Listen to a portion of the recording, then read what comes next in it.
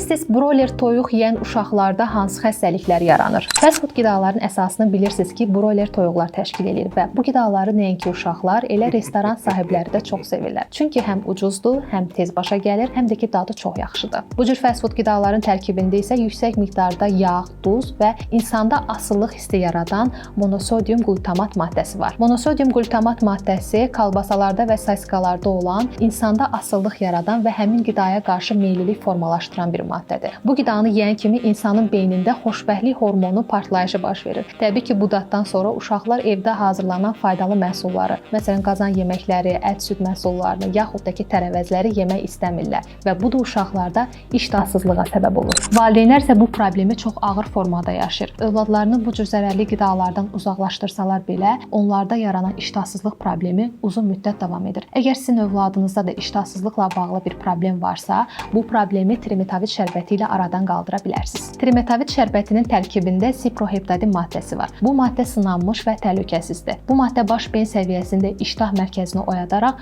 30 dəqiqə sonra uşağın acmasına səbəb olur. Tərkibindəki B qrup vitaminləri maddələr mübadiləsini tənzimləyir, qan yaranma prosesinə dəstək olur, həmçinin sinir sisteminin fəaliyyətini yaxşılaşdıraraq düşünmə, qavrama və yaddaşa çox müsbət təsir göstərir. Trimetavit şərbətini həkim və əczaçıların tövsiyəsi ilə bütün apteklərdən əldə edə bilərsiniz.